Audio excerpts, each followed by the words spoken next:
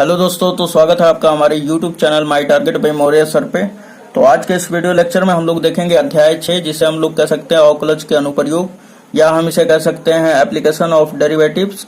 तो इसमें हम लोग जैसा कि प्रश्नावली 6.1 कर रहे थे, तो उसमें हमने प्रश्न संख्या 4 तक कंप्लीट करा दिया है। ठीक, तो आज के इस वीडियो लेक्चर में हम लोग प्रश्न संख्या 5, 6 और 7 देखेंगे। तो चलिए स्टार्ट करते हैं। तो यहाँ पर देखिए कि हमारा प्रश्नावली 6.1 में प्रश्न संख्या 5 देखेंगे। तो बोल रहा है कि एक स्थिर झील में एक पत्थर डाला जाता है। ठीक, एक स्थिर जल में पत्थर डाला जाता है, यानी कि झील आप जानते हैं ना, झील पानी जिसमें रहता है उसमें क्या किया जाता है कि एक पत्थर डाला जाता है। तो जब पत्थर आप डालेंगे तो आप देखेंगे कि वहाँ पर कुछ इस प्रकार का बनता है, वृत्ताकार शेप इस तरह का बन जाता है। ठीक, इस तरह पानी जब उसमें हम लोग कोई पत्थर वगैरह डालते हैं तो इस तरह बनता है। ठीक है, तो और तरंगे वृत्तों में 5 सेंटीमीटर पर सेकंड की गति से चलती है। जब वृत्ताकार, यहाँ पे देखिए क्या आ रहा है शब्द, वृत्ताकार तरंग की त्रिज्या 8 सेंटीमीटर है, तो उस क्षण घिरा हुआ क्षेत्रफल किस दर से बढ़ रहा है। ठीक, तो यहाँ पर ध्यान दीजिएगा दोस्तों। सबसे पहले हम लोग बात करते हैं कि एक स्थिर झील में जब एक पत्थर को डाला जाता है तो वो जो तरंगे हैं वृत्तों में है ना, किसमें, वृत्तों में। ये वृत्त के रूप में आप दिखाई दे रहा है, ये लगभग है नहीं, लेकिन मान लेना है आपको कि ये एक वृत्त के रूप का ही है। ठीक ना, वृत्तों में 5 सेंटीमीटर पर सेकंड की गति से चलती है। ये जो है वृत्तों के रूप में ये तरंगे जो हैं 5 सेंटीमीटर पर सेकंड, यानी 1 सेकंड में 5 सेंटीमीटर चलती है। तो बोल रहा है कि जब वृत्ताकार तरंग की त्रिज्या 8 सेंटीमीटर है तो उस क्षण घिरा हुआ क्षेत्रफल किस दर से बढ़ रहा है। तो क्या क्या दिया हुआ है, तो यहाँ पर जो ये 5 सेंटीमीटर पर सेकंड है, वृत्त में क्या क्या मटेरियल होता है पहले ये देखिए आप। तो एक तो होता है इसका त्रिज्या होता है, पहले त्रिज्या होगा r, है ना, त्रिज्या होगा, और त्रिज्या हमारा बाद में दिया हुआ है क्या, तो 8 सेंटीमीटर। और बोल रहा है कि और तरंगे वृत्तों में 5 सेंटीमीटर पर सेकंड की गति से चलती है, यानी कि उसका गति जो दे दिया है, उसके गति में मतलब चाल में परिवर्तन की दर जो दे दिया है 5 सेंटीमीटर पर सेकंड। तो यहाँ पर क्या वृत्त में कोई चाल वगैरह कुछ दिखाई दे रहा है क्या, तो इसमें एक दूरी हमारा है जो कि एक त्रिज्या का काम करेगा, है ना, इसका एक रेडियस है, उसी में हम लोग परिवर्तित करेंगे। तो इसके क्या होता है कि पूरे वृत्ताकार जो तरंग है इसमें परिवर्तन होते जाएगा, है ना। तो इसमें बोल रहा है कि जो r है त्रिज्या dr/dt जो है ये दे चुका है हमको कितना। तो यहाँ पर सिंपली आप देख लीजिए कि जो तरंगे हैं वो वृत्तों के त्रिज्या में परिवर्तित हो रहे हैं, और किस दर से हो रहे हैं, तो 5 सेंटीमीटर पर सेकंड की दर से, है ना। तो सेंटीमीटर किसका मात्रक होगा, आप इन सभी को छोड़िए, केवल खाली अगर इसको देख रहे हैं आप, तो सेंटीमीटर किसका हो सकता है, तो इसके त्रिज्या का ही ऐसा ही मात्रक हो सकता है ना। और पर सेकंड, सेकंड बता रहा है टाइम, यानी कि इसके त्रिज्या में जो परिवर्तन हो रहा है टाइम के रिस्पेक्ट में हो रहा है ना। तो यानी कि dr/dt क्या दे दिया हमारा, तो 5 सेंटीमीटर दे दिया है ना। और फिर बोल रहा है आपको कि जब वृत्ताकार तरंग की त्रिज्या 8 सेंटीमीटर है तो उस क्षण घिरा हुआ क्षेत्रफल किस दर से बढ़ रहा है, यानी कि अब आपका जो क्षेत्रफल में परिवर्तन का दर है, अर्थात क्षेत्रफल को a से सूचित किया जाता है, और a में परिवर्तन का दर, a में परिवर्तन का दर अर्थात dA/ किस दर से बढ़ेगा, तो समय के रिस्पेक्ट में बढ़ेगा। ठीक है, तो ये आपसे फाइंड आउट करने के लिए पूछ रहा है, कब, जब इसकी त्रिज्या जो है त्रिज्या 8 सेंटीमीटर है तो। ठीक, तो बस इतना मटेरियल दिया है और ये आसान सा पूछ रहा है क्वेश्चन। तो फिर कैसे बनेगा, तो सिंपली हम लोग पहले लिख लेंगे कि माना वृत्ताकार तरंगों की त्रिज्या r है, तो यहाँ पे इस प्रकार हम लोग लिख लेंगे। तो यहाँ पे हमने लिख दिया कि माना वृत्त की त्रिज्या जो है r है, और तरंगों वृत्त के वृत्ताकार जो त्रिज्या है उसमें परिवर्तन का दर जो दिया हुआ है 5 सेंटीमीटर पर सेकंड, अर्थात dr/dt है ये दे चुका है हमको कितना, तो 5 सेंटीमीटर पर सेकंड, है ना। ये dt कैसे आया, तो ये सेकंड को देखकर। उसके बाद फिर क्या पूछ रहे हैं हमसे कि जब त्रिज्या का मान 8 सेंटीमीटर हो तो उस क्षण, उस समय, क्षण का मतलब उस समय, क्षेत्रफल किस दर से बढ़ रहा है। अर्थात आपसे पूछ रहा है क्या कि dA अपॉन dt बताइए क्षेत्रफल में परिवर्तन, है ना। dA अपॉन dt बताइए कब, जब त्रिज्या उस वृत्ताकार तरंगों की जो त्रिज्या है वो 8 सेंटीमीटर हो तब, 8 सेंटीमीटर हो तब, इसके बराबर वाट। तो अब बताइए कि वृत्त का क्षेत्रफल क्या होता है। तो आप जानते हैं पाई आर स्क्वायर होता है।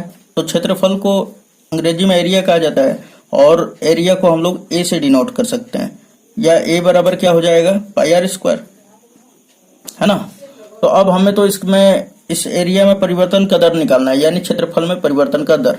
तो फिर क्या करेंगे हम लोग, तो अवकलन कर लेंगे दोनों तरफ, है ना, टी के सापेक्ष। तो ये क्या हो जाएगा d a upon d t is equal to pi हमारा कांस्टेंट है तो बाहर हो जाएगा, और ये d r square upon d t हो जाएगा, है ना। अब देखिए कि पाई हमारा तो इधर ही रहेगा और आर स्क्वायर का हम लोग करेंगे तो क्या आएगा 2r और D R upon d T, चूंकि हम लोग टी के रिस्पेक्ट में कर रहे हैं, है ना। अब देखिए यहाँ पर कि चूंकि अगर देखा जाए कि D R upon d T का मान क्या है तो 5 सेंटीमीटर, तो यहाँ पर रख देते हैं, ये 2 पाई आर हो जाएगा, इसको अच्छी तरह से लिख लें 2 पाई आर, और D R upon d T का मान क्या हो जाएगा 5। तो ब्रैकेट में हम लोग D R upon d T का मान 5 लिख दे रहे हैं, ठीक। 5 का मल्टीप्लाई कर देंगे तो ये कितना निकल के आएगा, तो 10 पाई आर। ये किसका मान आया, तो D a upon d T का मान आया, है ना।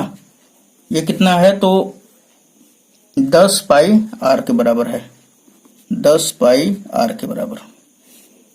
लेकिन ध्यान दीजिए यहाँ पर कि हमें आर का मान दिया हुआ है कि जब त्रिज्या आर 8 सेंटीमीटर हो तब आप क्षेत्रफल में परिवर्तन का दर ज्ञात करें, है ना। तो फिर क्षेत्रफल में परिवर्तन का दर कैसे ज्ञात करेंगे, तो यहाँ पर लिख देंगे कि जब, या लिख दीजिए आप इस तरह, या d a upon d t is equal to क्या हो जाएगा, जब आर का मान 8 सेंटीमीटर हो तब, है ना। तो ये लिख देंगे हम लोग 10 पाई, और आर का मान क्या रखेंगे 8। तो ये हो जाएगा 8 में 10 का मल्टीप्लाई होगा तो 80 पाई, और एरिया का क्या होता है यूनिट, तो सेंटीमीटर स्क्वायर हो जाएगा, है ना। और अपॉन में डी टी है तो यहाँ पे आ जाएगा सेकेंड, और यही क्या होगा दोस्तों फाइनली आंसर हो जाएगा। तो उम्मीद है ये आपको समझ में आया होगा, तो इसका स्क्रीनशॉट ले सकते हैं आप। चलिए क्वेश्चन नंबर 6 देख लेते हैं हम लोग। तो यहाँ पे क्वेश्चन नंबर 6 बोल रहा है, प्रश्न संख्या 6 बोल रहा है कि एक वृत्त की त्रिज्या 0.7 सेंटीमीटर पर सेकंड की दर से बढ़ रहा है ना। तो जब बढ़ रहा होता है ना तो दोस्तों यहाँ पे प्लस का सिंबल आता है, और घट रहा होता है तो माइनस का आता है। तो बोल रहा है कि इसकी परिधि की वृद्धि की दर क्या है जब आर जो है 4.9 सेंटीमीटर है। तो यहाँ पे हम लिख दिए कि मानव वृत्त की जो त्रिज्या है आर, जब आर है तो यहाँ पे दिया हुआ है कि एक वृत्त की त्रिज्या यानी कि आर 0.7 सेंटीमीटर पर सेकंड की दर से बढ़ रही है, यानी कि त्रिज्या में जो परिवर्तन की दर है वो क्या दे दिया है, तो 0.7 सेंटीमीटर पर सेकंड की दर से बढ़ रही है। तो बढ़ रही है और घट रही है, घट रही जब आता है तो वहां पे माइनस दिया जाता है, और बढ़ रहा है तो वहां पे प्लस दिया जाता है, यानी कि जो त्रिज्या में परिवर्तन का दर है वो धनात्मक होगा। तो कहने का मतलब है कि D R upon d T जो दे दिया है, यानी त्रिज्या में परिवर्तन का दर वो क्या दे दिया है 0.7 सेंटीमीटर पर सेकंड, ठीक। अब उसके बाद बोल रहा है कि इसकी परिधि की वृद्धि की दर क्या होगा। तो चूंकि हम लोग जानते हैं कि वृत्त की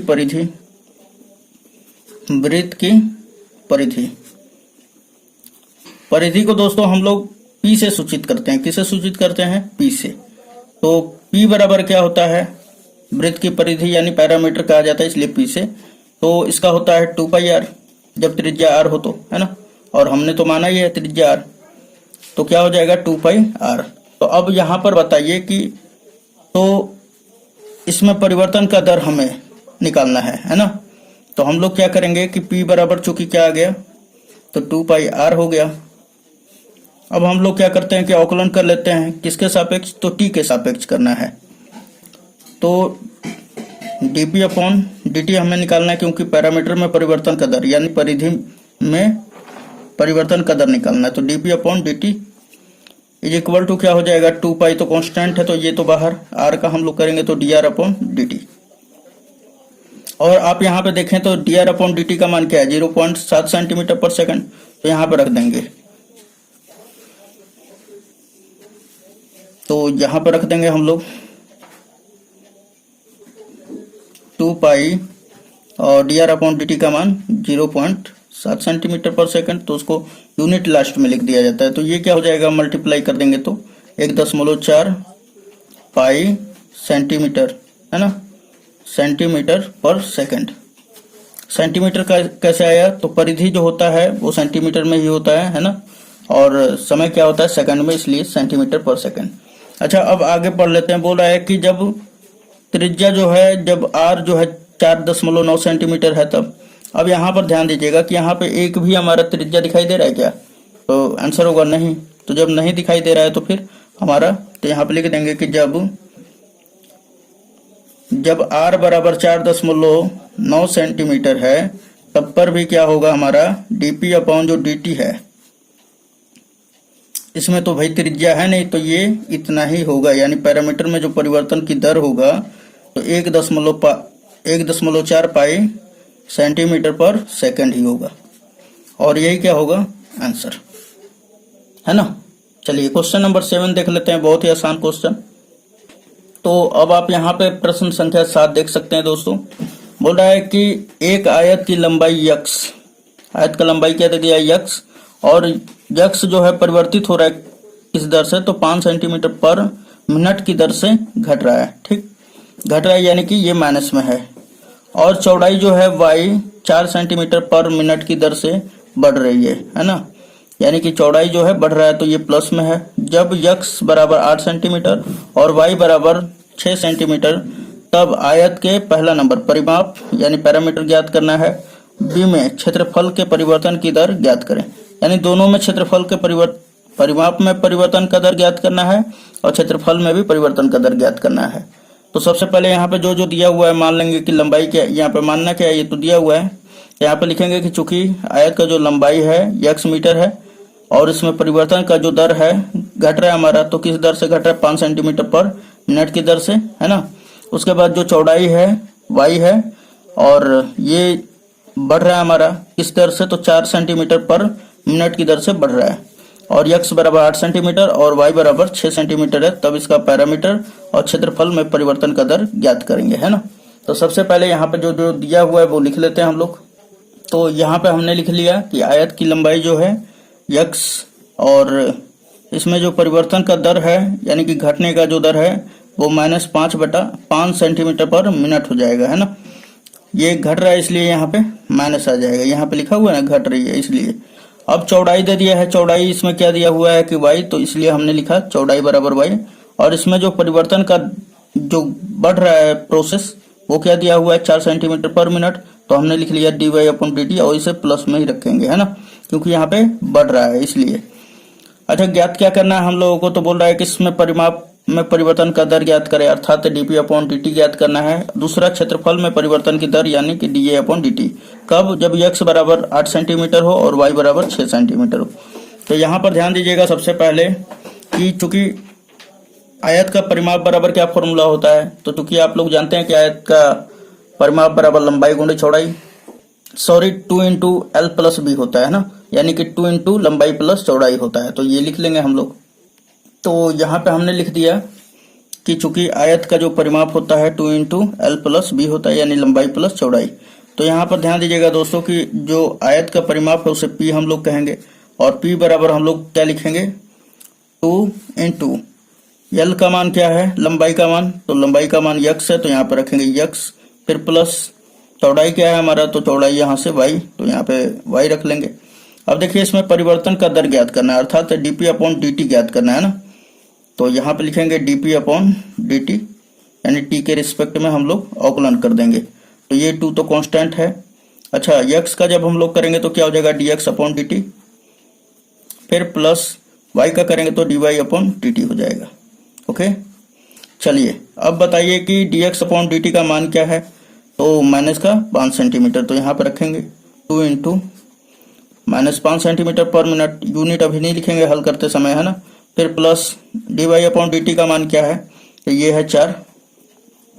अब देखिए 5 और 4, -5 में से 4 घटेगा तो कितना बचेगा, -1, और -1 का 2 में मल्टीप्लाई होगा तो -2। अब यहाँ पर ध्यान दीजिएगा कि dp/dt कितना आ गया, तो -2 dp यानी पैरामीटर है ना, तो इसका SI मात्रा क्या होगा, सेंटीमीटर, और ये समय का क्या होगा, तो समय का ऊपर ही दे चुका है मिनट में, तो मिनट में ही आप लिखेंगे। ओके, और यहाँ पे कोई वेरिएबल नहीं है, यानी कि एक्स वाई नहीं है, तो आपका यही आंसर हो जाएगा, परफेक्ट, ठीक ना। तो पैरामीटर में परिवर्तन का दर क्या आया है, -2 सेंटीमीटर पर मिनट।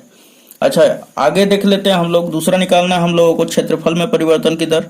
तो चलिए यहाँ पे निकाल लेते हैं कि चूंकि आयत का जो है, आयत का क्षेत्रफल जिसे हम लोग एरिया कहते हैं, ये क्या होता है, तो लंबाई गुणे चौड़ाई, लंबाई क्या है x, चौड़ाई क्या है y।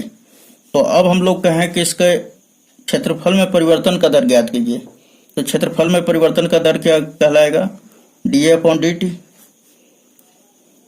इज इक्वल टू, अब देखिए इसका भी करेंगे हम लोग, तो ये u इंटू v का हो जाएगा, है ना, रूप का, तो u बाहर यानी x बाहर हो जाता है, y का अवकलन dy/dt, फिर प्लस y बाहर, x का डेरिवेटिव कर देंगे। अब उसके बाद आप देखिए कि मान रख लेते हैं, है ना, तो x dy/dt का मान क्या है, तो 4, तो यहाँ पर रखेंगे 4, तो ये हो जाएगा 4x, फिर प्लस का सिंबल है तो प्लस दे देंगे। फिर उसके बाद y तो है ही हमारा, और dx/dt का मान कितना है, तो -5, तो ये माइनस यहाँ पे 5 रख देंगे, है ना।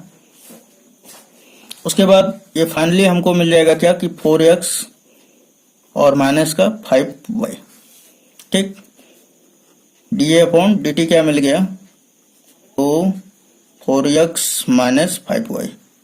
चलिए आगे देखते हैं कि क्या इतना ही पे आंसर छोड़ा जाए, तो आंसर होगा नहीं, तो फिर क्या होना चाहिए। तो जब यहाँ पे दे चुका है आपको क्वेश्चन में कि जब x बराबर 8 सेंटीमीटर और y बराबर 6 सेंटीमीटर हो, तब क्षेत्रफल में परिवर्तन की दर और उसमें पैरामीटर में। तो यहाँ पे देखोगे, आप देखेंगे कि जो आयत का परिमाप था उसमें वेरिएबल तो आया ही नहीं, वेरिएबल यानी कि x और y तो आया ही नहीं, इसलिए यहाँ पे यही आंसर हो जाएगा।